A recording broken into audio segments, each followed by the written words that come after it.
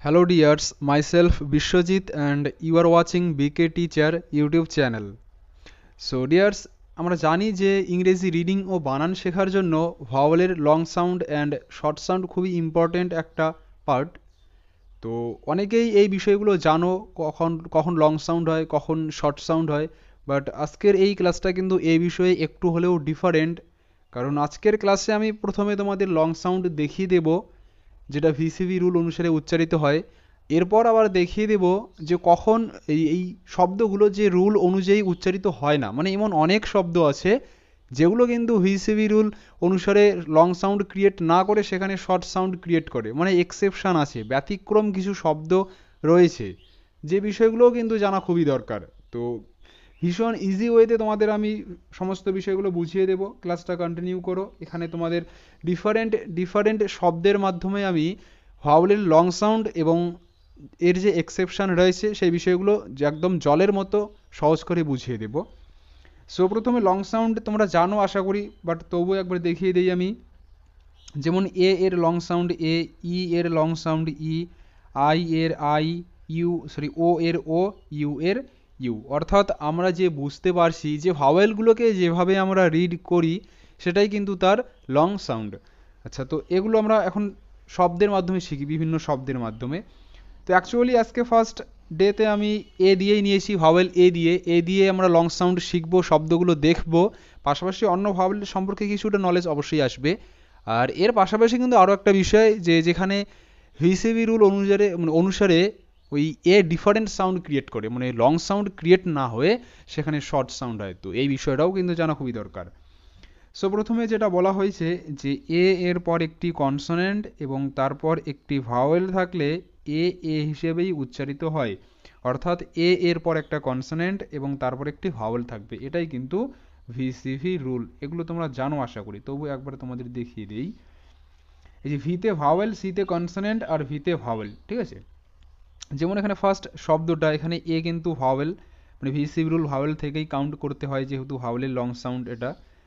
তো এতে ভাওয়েল অর্থাৎ ভি, কে তে কনসোনেন্ট তার মানে সি, এরপর ইতে ভাওয়েল অর্থাৎ ভি, তো ভি সি ভি, ঠিক আছে। সো এরকম করে মনে রাখতে হবে না, তোমরা জাস্ট মনে করো যে যখন এ এর পর একটা কনসোনেন্ট এবং তারপর একটি ভাওয়েল থাকবে তখন কিন্তু এ সেখানে লং সাউন্ড ক্রিয়েট করবে, এটা হচ্ছে ভিসিবি রুল, আর এটাও রুল অনুসারে লং সাউন্ড হয়। তো এখানে ফার্স্ট শব্দটার উচ্চারণ কিন্তু ফেক, এখানে এফ তে ফ, আর এ এ এর লং সাউন্ড এ হবে এ, তো এতে হয় এ কার, তাহলে ফ এ কারে ফে, আর কে এর জন্য ক, ফেক। আর শব্দের শেষে তো ই সাইলেন্ট থাকে যদি সেই শব্দটিতে আরও অন্য কোনো ভাওয়েল লেটার থাকে, এটা তোমরা জানো। সো এটা ফেক। নেক্সট শব্দটা এস এন এ কে ই, তো এখানে এস এন যেহেতু দুটি কনসোনেন্ট পাশাপাশি আছে তার মানে এটা যুক্ত হয়ে যাবে, শয়ন হবে। এ এর লং সাউন্ড এ, তাহলে স্নে, কেতে ক, স্নেক, স্নেক। এখানেও কিন্তু লাস্ট ই সাইলেন্ট। এরপর দেখে নেব স্টেট, এস টি যুক্ত বর্ণ, দুটি কনসোনেন্ট পাশাপাশি আছে, তাহলে এটাও যুক্ত হয়ে যাবে, শয়ট স্ট, এ এর লং সাউন্ড এ, তো এটা স্টে, টিতে ট, স্টেট, স্টেট। আচ্ছা, ওয়ার্ড এর যে অর্থগুলো আছে, ঠিক আছে, ওয়ার্ডস মিনিংগুলো এগুলো তোমরা দেখে নেবে। ফেক মানে নকল, স্নেক মানে সাপ, স্টেট মানে রাজ্য, এগুলো তোমরা খাতায় লিখে নেবে এবং সমস্ত রুলস ট্রিক্স যা আছে শব্দসহ লিখে নেবে, এতে করে কিন্তু তোমাদের বিষয়টা খুব সহজে ক্লিয়ার হবে। তো এখানে যেটা আমি বললাম যে লং সাউন্ড কীভাবে হচ্ছে, কীভাবে সেটা আমরা বুঝবো। তো এই বললাম যে এ এর পর একটা কনসোনেন্ট এবং তারপর একটি ভাওয়েল থাকবে, এখানে কিন্তু সেটাই আছে। এখানেও এ এর পর একটা কনসোনেন্ট কে এবং তারপর একটি ভাওয়েল আছে। স্টেট এই শব্দটিতেও কিন্তু এ এর পর একটা কনসোনেন্ট টি আছে এবং তারপর ভাওয়েল লেটার ই আছে। সো এর মাধ্যমে বোঝা যাচ্ছে যে যখন এ এর পর একটা কনসোনেন্ট এবং তারপর আরও একটি ভাওয়েল লেটার থাকবে তখন কিন্তু এ সেখানে এ হিসেবে উচ্চারিত হবে। সো এই বিষয়ে একটু টু সিলেবল বিশিষ্ট শব্দ আমরা দেখে নেব। এখানে ফার্স্ট শব্দটা আছে এল ও, তো এখানে ও এর সাউন্ড তোমাদের মাথায় রাখতে হবে না, ও এর বিষয়ে আমি পরের ক্লাসে অবশ্যই জানাবো, আজকে তো এ নিয়ে শিখছি।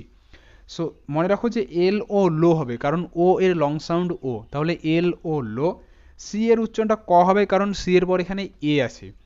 আর এ এর লং সাউন্ড এ, তাহলে ক এ কে, লোকে, টিতে ট, লোকেট, লোকেট। তো এখানেও কিন্তু এ এর পর একটা কনসোনেন্ট টি এবং তারপর ভাওয়াল লেটার ই আছে, তাই কিন্তু এ এখানে লং সাউন্ড ক্রিয়েট করছে, এ হিসেবেই উচ্চারিত হচ্ছে। লোকেট, লোকেট মানে শনাক্ত বা শনাক্ত করা।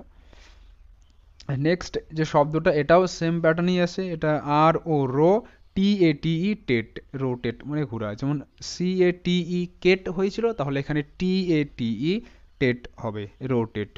তো এখানকার কিন্তু প্রত্যেকটি শব্দে আমরা দেখতে পারছি, প্রত্যেকটি শব্দে এই এ এর পর একটা করে কনসোনেন্ট এবং তারপর একটি করে ভাওয়েল লেটার আছে, প্রত্যেকটিতে সেম প্যাটার্ন আছে, ঠিক আছে। আর এটাই কিন্তু রুলে বলা ছিল, যেটা ভিসিভি রুল। তো এরকম করেই হয়, কিন্তু এরও এক্সেপশন রয়েছে, যেটা আমি বললাম যে ব্যতিক্রম থাকে ইংরেজির ক্ষেত্রে। তো এই শব্দগুলোকে কিভাবে আমরা মনে রাখবো, এখানে তোমরা বিষয়টা দেখো। ভিসিবি রুল অনুসারে আমরা জানি এ এর লং সাউন্ড এ হয়, কিন্তু এখানে ভিসিবি ওয়ার্ডসগুলো থাকার পরেও এ কিন্তু হিসেবে উচ্চারিত হচ্ছে। তো এটাই কিন্তু এক্সেপশন। এটা কিভাবে মনে রাখবে সেই ট্রিক আমি তোমাদের এখানে শেয়ার করব।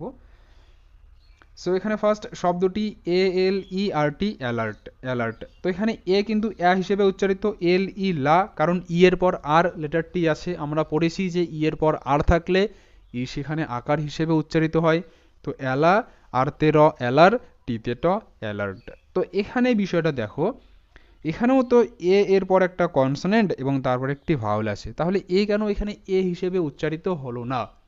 তো এটা এখানে আমি তোমাদের একটা কথা বলে রাখি, যে শব্দের শুরুতে যদি এ থাকে এবং সেখানে যদি ভিসিবি রুলও হয়, তবুও কিন্তু মানে মোস্ট অফ দ্য ওয়ার্ডস 90% শব্দে কিন্তু এ ওই ভিসিবি রুল অনুসারে উচ্চারিত না হয়ে সেখানে কিন্তু হিসেবে উচ্চারিত হয়, মানে শর্ট সাউন্ড ক্রিয়েট করে, যদিও এ এর পর একটা কনসোনেন্ট এবং একটা ভাওয়েল লেটার আসে।